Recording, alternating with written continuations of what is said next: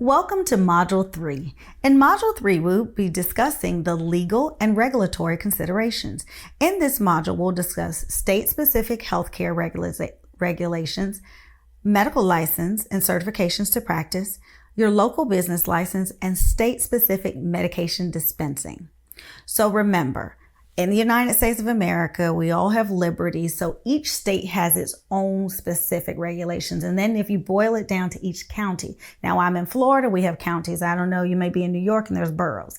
But each one, please always consult with your local authorities. These are just broad overviews. So, scope of practice. What is considered primary care in your state?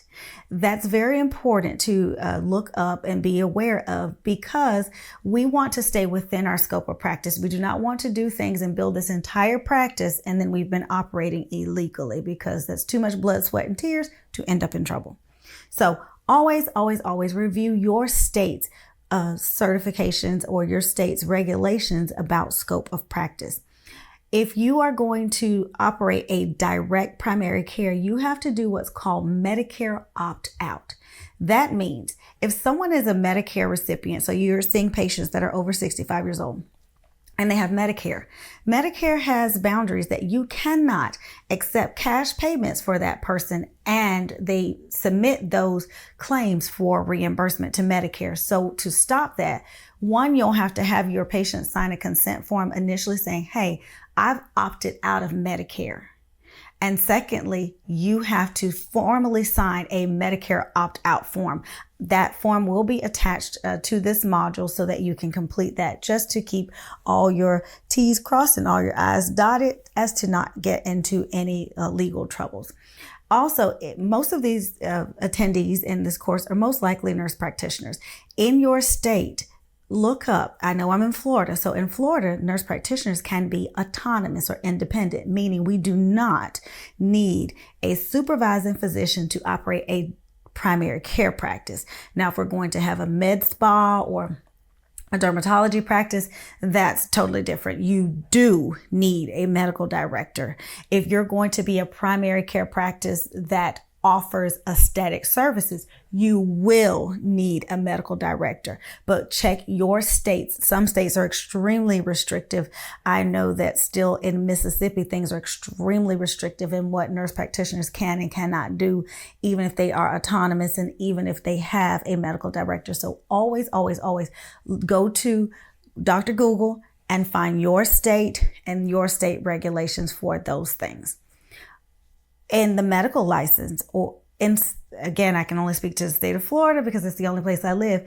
You must have a medical license to practice. In order to own your medical practice or your direct primary care practice, you will need to have a medical license. So either you're a nurse practitioner, a physician assistant, or a medical doctor. You will need to have an active license. You cannot activate or you cannot operate with an inactive license. So please make sure that your license is up to date and stay up on those things. I know that when we are working for employers, they always come to us and say, hey, it's time to renew your license. And so that kind of keeps you on your toes about it. But now if you're going out on your own, you will be in charge of making sure your license stays active so that you will remain legal and compliant. In Florida, we have to have a certification. So I'm a nurse practitioner, but I also have a certification, and I am board certified to provide adult and geriatric primary care. That's specifically what my certification is for. So be mindful, you can't be a psychiatric certified nurse practitioner and own a direct primary care. You need to, again, stay within your scope.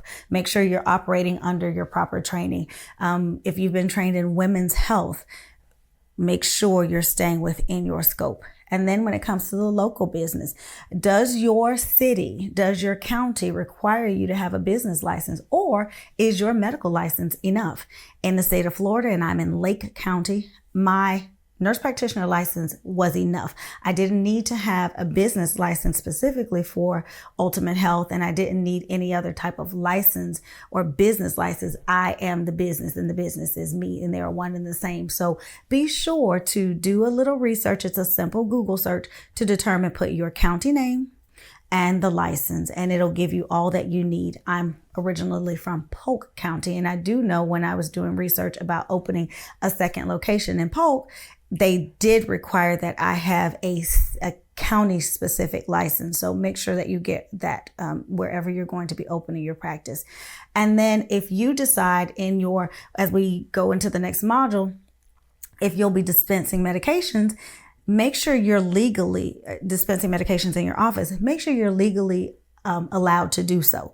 In Florida, we can dispense in the office medications, non-narcotic, non-controlled substances. We can dispense them from the office. So I can dispense your lisinopril, your losartan, your azithromycin, all from my office. You just have to apply with your board for a dispensing license. And I know in the state of Florida, it's $100. So when you're renewing your license, also tick the box to get a dispensing license. And that kind of opens the door to some additional revenue, which we'll talk about revenue in future modules. I do know that in Mississippi, things are extremely restrictive, and Mississippi does not allow anyone to dispense medications from their office. So please, please, please, in your legal and regulatory considerations in this part of your training on this leg of the journey, start getting legal. I will see you in the next module.